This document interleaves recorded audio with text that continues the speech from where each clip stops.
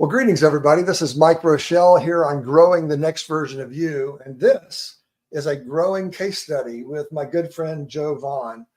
So, Joe, how are you doing? Yeah, I'm doing great today, Mike. Yeah, it's can't say that it's a beautiful day, but at least it's not pouring down rain all day. Well, it's a beautiful day. It's not storming. There's no hail falling from the sky. Yeah, exactly. I'll take it. Yeah, and I actually saw, I think it's a capybara in the lake at Lake Louisville this morning. Wow. For those of you who are tuning in from other than North Texas, we're living in Highland Village and Louisville. And the Lake Louisville Lake is a very large body of water that you fly over as you're coming into Dallas-Fort Worth Airport. But we're about 12 miles north of it. But I've been seeing what I thought was a beaver for the last couple of years, but I got a close-up of it today, and I think it's a capybara here in Texas. Wow. So I don't know if somebody had a pet capybara and let it go or what. But anyway, yeah, fun stuff. So we're here to talk about an experience that Joe and I had a little over a year ago with a team that you led at a large fintech here in the DFW area. About 50 of your managers through vice presidents that reported to you, a couple of folks from India, and many of them new managers. So it was a pretty large array of different leadership levels, but had a lot of fun getting to know them, and wanted to know from you why you wanted to work with them and what was your end in mind, I guess. Yeah, so I had spent 18 months building out a global team. Started at 18 months, we were highly concentrated in the US. I needed to double the organization capacity and people. And so that meant hiring staff. It also meant hiring managers or promoting managers. So I had twice as many managers as I started. I had a number of managers that we had promoted from staff positions into managers. So they were brand new. Sure. And then had managers that had been with the organization less than 6 months. And now it was time to accelerate. So it's one thing to have a team, but if you're going to have a high performing team, I'm very much a believer that culture matters. Yeah. That being aligned on vision and values matters. Right. And so now that I had the team assembled, it was important to me to begin to focus on values for the organization and values at the leadership level. So that we can begin to align. It just removes so much friction. When everybody understands this is how we communicate, this is how we make decisions, this is the proper way to behave, right? And this is what we value is important as an organization. And so that was the reason why I wanted your help. Yeah, I guess that's what we're doing. And we have to go a couple of years back to when you and I first connected. So it was just all the way back in 2003. About 3 years after I moved to Dallas and started the Regional Leadership Forum here in the DFW area with John Parody, you'll remember. I do remember John. And got to know you that year for about 9 months in that ontological program where you got to read 42 books and do all kinds of fun things. I did. It was a great experience, a great development opportunity that my leader at the time gave me. Yeah, absolutely. Mark Kim from, were you the James, what was the name of the company then? So we had already been acquired and already rebranded to Headstrong by then. Okay. But it was James Martin before. James Martin. Yeah, I remember that. Most people don't remember James Martin anymore. It was for what it was doing during the time, though. It was pretty cool. And that's pretty disappointing in some ways. James Martin wrote, I think, nearly 100 books. Some of them won Pulitzer Prizes. He was very much a futurist, ahead of his time in the way he thought about. Sort of a methodologist, right? And that's kind of what your specialty was back then. That's what the consulting company made our money on, was around methodology. And so back in the days of rapid application development or different SDLCs, package selections. Yeah, very good. So walk us through a little bit of your career just so folks understand what your background is. Sure. So degree in computer science. I actually started my career at American Airlines as a programmer analyst back in the day. So software engineer path from very early on. I worked there for about 5 years. And then just felt the itch to get out and do some consulting, see some different companies and do some different things. Went to work for a small company here in Dallas that had been founded by a Gemini partner. And we did some client server consulting, some client server application development. And then I was recruited away to go to work for James Martin. Got it. And company, and did the same kind of work, but on a bigger scale and on a global scale in a few cases. Managed to build a consulting practice from 3 million to 11 million in revenue in my time while I was there. And then one of my clients, Capital One, invited me to the dark side. Usually people on the inside think of those of us on the consulting side as the dark side. As the dark side, yeah. But, so I joined Mike Corey and Capital One and spent a decade at Capital One building the mortgage business and then shutting down the mortgage business. Yeah. Kind of bittersweet, right? It was definitely bittersweet, but I learned a lot. And, Cap One is a company that prides itself on having a good, clean, clear culture and executing by that culture and having the right sort of mechanics and processes in place to do that. And that's really where I came to sort of respect this idea of you build the right culture, you build trust, you build harmony, you build communication right within the team, and the team is much more likely to succeed and to solve hard problems. Absolutely. So, and you had some tenured managers that had been there prior to you joining the company. So you had a large mixed bag of different kinds of personalities and things that we were working to bring together. Yeah, when I became CTO, I had employees that had been with the company for 44 years. Wow. I had managers that had been with the company for more than 20 years. I had managers that had seen 6 or 7 CTOs. Sure. Prior to me, right? They'd seen lots of organization change. And there, within the technology team, there wasn't a clearly defined culture. There wasn't clearly defined norms of behavior, norms of expectation. And a lot of things got done because people built relationships with others. And then a lot of things were blocked because people didn't have the right relationships. Absolutely. Yeah. So there were a couple of things that we started before we took my Leadership Accelerator class and we front-ended it with your strategy about where you wanted to go and what you wanted to do and all that stuff. But I think from my perspective, one of the things that was probably for you the most introspective was, what is the mindset that I want to have the organization have in 2 years, right? So kind of talk about how you went about putting that list together, and I'll bring up what we ended up with. Yeah, I had already worked with my direct reports, my leaders, so directors and VPs, on what we thought were the behavioral norms, what we thought our values were. And we had gone through a couple of just internal exercises having those conversations. So I wanted to step back with you and formalize it a bit. Absolutely. And say, look, these are the norms I expect, right? I expect you to act with integrity. I expect you to act with humility. Right. I expect you to display great teamwork, because nothing gets done in the technology world without a team. You're not ever going to do anything by yourself. So I just thought it was very important to explicitly state those values and begin to get people to organize their thoughts and their behavior.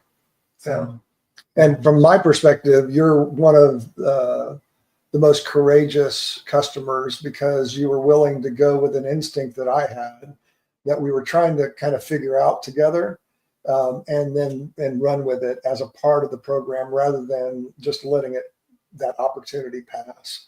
So what we did together then was we actually took all of your great ideas as far as where you wanted the organization to focus in the next 2 years. And I looked at where do those fit in Gallup's 4 domains, which gave us a grid to work with. So it's sort of entering into the possibility of doing some data analysis of how well things happened. So in the class, do you remember what we did with this with the group? Well, each person, of course, took strengths finders, and then we were able to map their strengths against sort of the values and virtues that we wanted to see in our culture. Yeah. And then from that, identify, oh, wow, you're really, really strong in this area, but look, you only have 1 or 2 people over here. Absolutely. Yeah. So our friend Karthik from Maya Maya is going to enjoy this because he's a data analytics guy. Yeah. Right. Yeah. And so what we did next is we said, okay, so everybody, if you've done Gallup strengths, it's something that I highly recommend.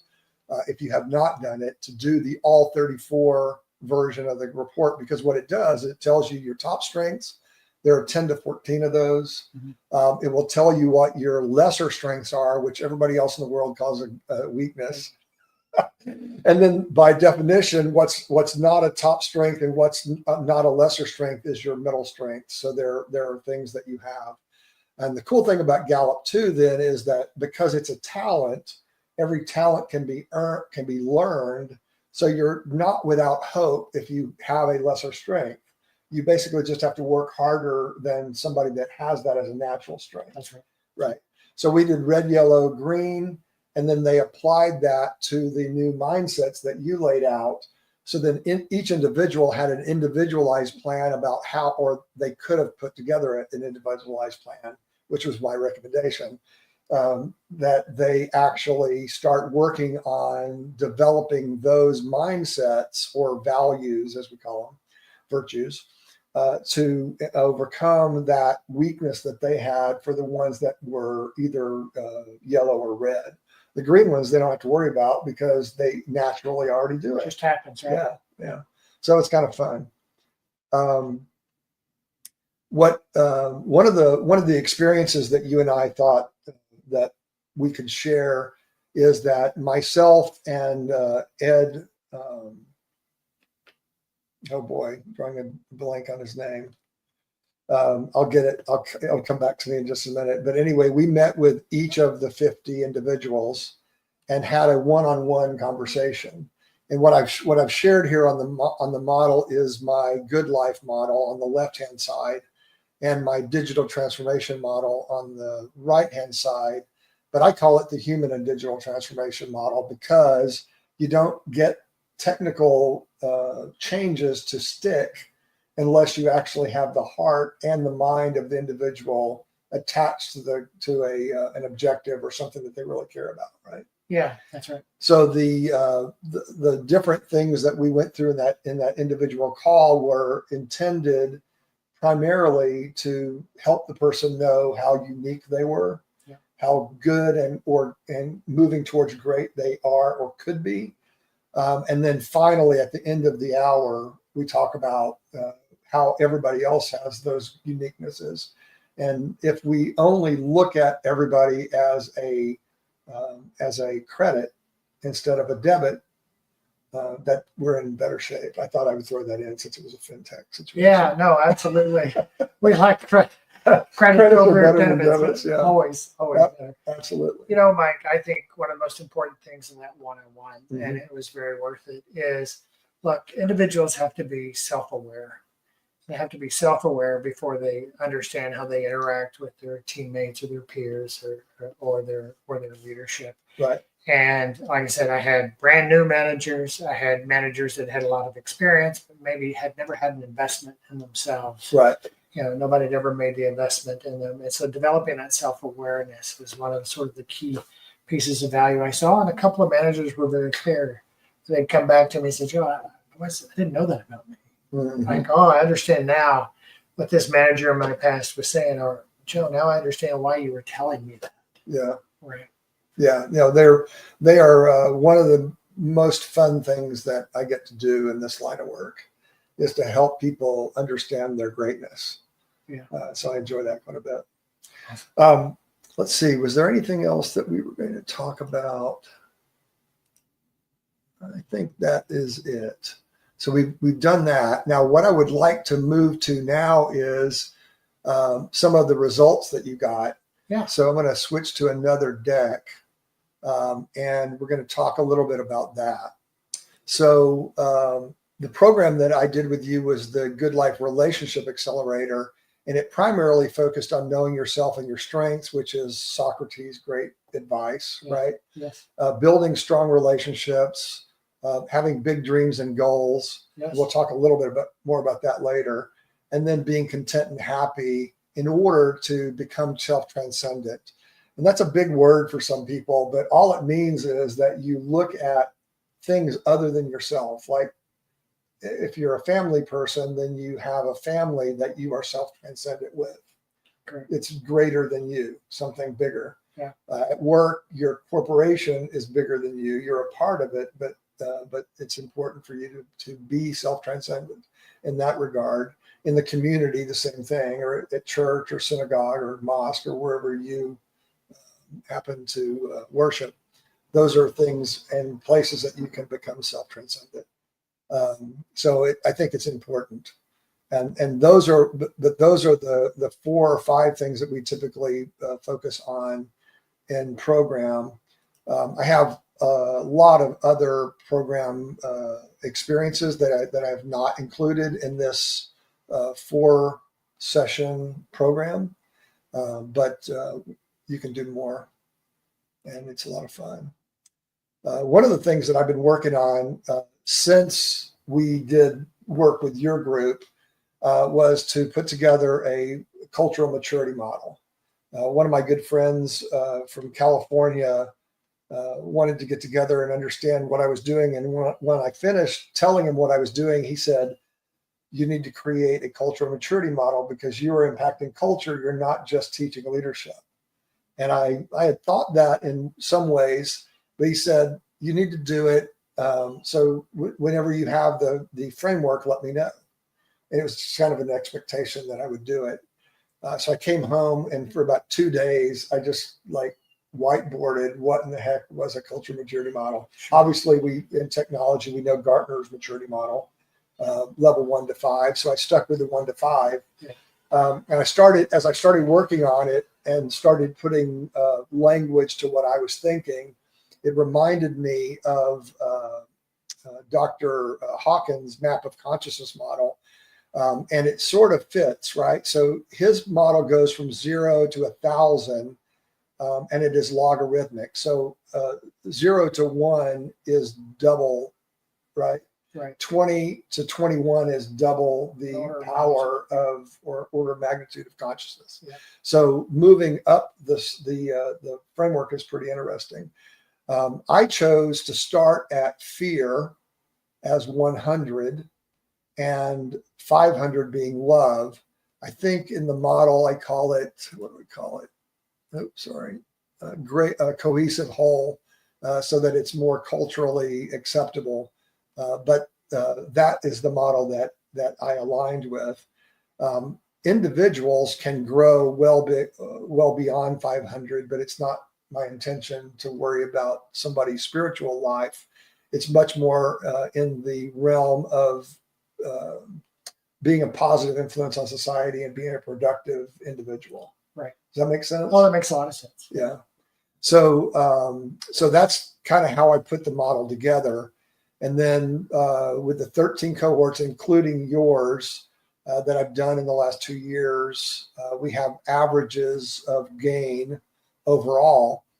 And when you look at this, Hawkins actually talks about an individual growing 8% in their lifetime, right? And then most of the gains that I have are between 10 and 14%. So even though short period of time, and I'll mention in your particular case, you guys had a tremendous load of work that year and the year after. Okay. So you didn't have the time to take out of regular work schedule, but you had an interesting situation. What was that? Yeah, we only had really 2 weeks during the year. We had external contracts that sort of caused a hard freeze. There wasn't a lot we could do with systems. So what it meant is we always took a breather during those last 2 weeks. And so it was a great opportunity to pull the team together. Now, my team was 100% virtual. After COVID, we never returned to the office. So I had people in Virginia, I had people in California, I had people in Nebraska, I had people in 17, I think of the 21 states or 20 states in India, I had people in Poland, I had people in Dubai. So we were going to have to do it virtually. That was one of the other unique nuances. So doing it with intensity during those 2 weeks so that I could get the whole team and all the cohorts together at the same time. Absolutely. So with your group, we did it in 2 weeks, 4-hour sessions. Right. We may have switched it to 3-hour sessions because we found that 4-hour sessions were just a bit too long. People got for that level of intensity, right, of thinking and sharing and all that good stuff. But the regular model I do is 4 months, so that you do each of those sessions a month apart. You have time for a 21-day challenge. Right. But the interesting thing is that I had one client last year that did it on a quarterly basis because we were bringing everybody globally together, including their outsourced partner. So, which was very powerful. But I've had other customers similar to you that have done everything virtually because their people are all over the country as well. Yeah. So these are all averaged together, but it's still a pretty cool experience to see those results. In your particular case, and I'm going to have to get closer to the screen to be able to read those numbers. Your team moved, and it was a very strong team, right? Because you started out at 4.014 on trust and ended up at 4.4, which was just about, you started out higher than the average of most other teams, and you ended up at right around the average of all the teams. Right. But the interesting thing to note is that the model, even though I show it 1, 2, 3, 4, 5, actually 5 doesn't start until 4.25. So you actually exceeded and moved into the great category with that move. So kind of cool. I think that's really cool because I subscribe to Lencioni's 5 dysfunctions as a team. Right. And in my experience, I know that trust is very important because if you don't have trust, when you go and ask your teammate for something, if there's not trust, they may hold back. Why do you need to know? Absolutely. Right. You don't get a lot of clarity. And what you really need on a team is to have that trust. So there's that collaboration and willingness to say, okay, I think I know why you're asking that. Let me give you more than you need to be successful. Absolutely. So being able to move my team up the scale, I had no idea we were at a 4. I would have guessed maybe a little lower. Then to be able to move that up into great, it's huge. Very cool. Very cool. And similar story with Harmony. Let me see. It's 3.75 up to 4.15. So 3.8 to 4.2. Another 4-point move, 0.4 move up, which is really nice. The thing about Harmony, you and I talked about this when we were kind of going through the slides before we started. The exercise that I do for Harmony is a personal harmony exercise. Now, obviously, I'm espousing good dialogue, and we practice good dialogue in every session. But the reason that I do the harmony the way I do is that if you take an individual's dreams and connect them to the goals, it's the fastest way to help them settle into who they are, and seeing themselves in the role gives them harmony. The average is 0.7. I've had teams move all the way from at 1.2 up. Now, your group is still at the high end of the spectrum. Yes. So there's have moved up higher, but the thing is, it's logarithmic, like we said. So little pieces are incrementally huge. Yeah, absolutely. And I really love that because so often in leadership, we're told, make sure everybody understands how their work aligns to the objectives of the strategy of the company, right? You spend a lot of time thinking, like, how do I communicate how this person here, supports that piece of the strategy? What I think is more important here is you're helping people understand how they align personally to the mission of the organization. Right. And there's just so much value and enthusiasm that comes out of someone believing this is where I belong. Like I have a bigger purpose in my life, but one of my purposes is obviously to contribute to the success of my goal in this organization. And so helping, like I said, my team members get self-awareness and begin to align themselves to, I get it. Yeah. This is why I'm here. This is purpose. It matters. Yeah. Yeah. And you actually heard from quite a few of those people specifically about the program. I did not put the quote in there. I will add that in the footnotes or something. Footnotes. But that was pretty cool too, right? Right. It was very cool. I've had a couple of managers after come back. It was over a year, and they're like, "Hey, Joe, like that investment you made in us to develop us was a year later. Like we so appreciate what you gave us. It made such a huge difference in how I think about the world and how I manage people. It really accelerated my development." And several of them, I was really surprised, were very appreciative. One of them, I think, is a superstar, but he was a fairly inexperienced manager, and just built his confidence. Very good. To such a great level, and he's got his team organized and was just delivering great things. That's awesome.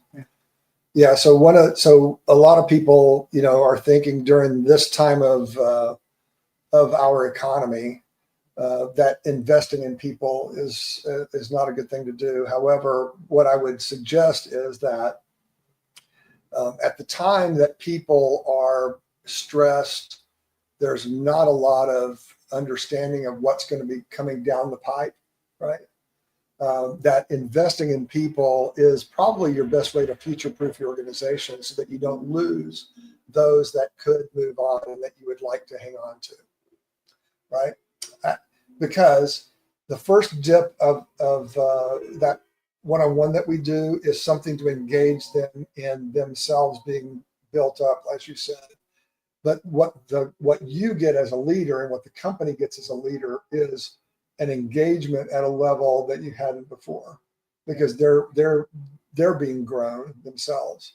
The second dip is when they do their Gallup strengths and they understand what their strengths are and what the lesser strengths that they could improve potentially.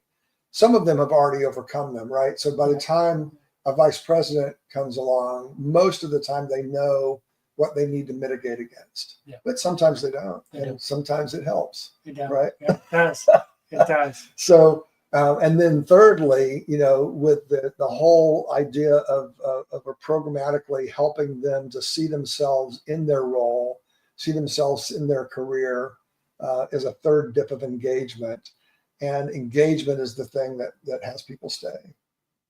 It is. And, with the economy, with the tariffs, right, with AI, the next 3 to 5 years are going to be highly disruptive to many, many organizations. Absolutely. And if we as leaders are not caring for sort of the emotional development and the emotional needs of our people, we are not going to see the productivity we're going to need to adjust quickly, to adjust to the disruption, to maybe even drive some of the disruption. Right.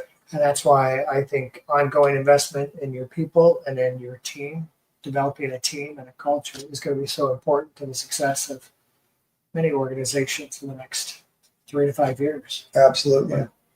So, Joe, I want to thank you for coming out today and sitting down. I haven't had anybody in my new studio, so this is the first recording we're doing up here. We're really appreciative of you sharing your experience with LeadershipN and with me. And finally, before we go, though, I want to bring up the ticker that I was playing for a while. Joe is a new author. So, Joe, as you were looking at what's going on in the world, why did you think to write a Gen Z career playbook? Yeah. Last year, I spent a lot of time traveling internationally. Yeah. And seeing my teams. And one of the teams I saw, I sat down in India, and I gave anybody on that team, and there's 80 of them, an opportunity to have a one-on-one with me. Wow. And I'll tell you, the ones that took advantage of the time with me were those in their early career. And they started asking me questions like, how did you succeed, Joe? Mm-hmm. What did you do? Mm-hmm. So I'm having this experience at work.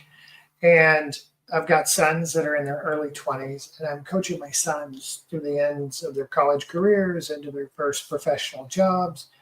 And I just perceived a hunger from Gen Z. Right. right? Like, how do I succeed? Like, the world seems hard. This is confusing sometimes. So I had some time lately, and I thought, let me sit down and just try to put some nuggets of wisdom into a book. Awesome. And so I started that journey of becoming an author, and then I realized, that's a whole lot of work. But the amazing thing is I sit down and I use some generative AI, and I fed generative AI sort of a mini manuscript with my ideas and my concepts, and Gen AI helped me generate a lot of the content in the book. Yeah. Every image you see in the book is generative AI. Some of them look like photographs of real people. They're not real people. It's all generative. So at least that you know. Yeah, at least that I know. I got to experiment with generative AI, and again, I got to put a book out there with 30 sort of nuggets that I perceive from my career. And I think about the answers I gave to some of those entry-level early career folks I met last year. I thought I gave them some really bad answers. So my hope is that with this book, they find one or two nuggets of wisdom, because wisdom is more valuable than gold. Absolutely. So all you need to do is go to Amazon and type in Joe Vaughan, the Gen Z Career Playbook, and you'll be able to find that book. If you, like I, already are a Kindle subscriber, the ebook is free, and the book is less than $10.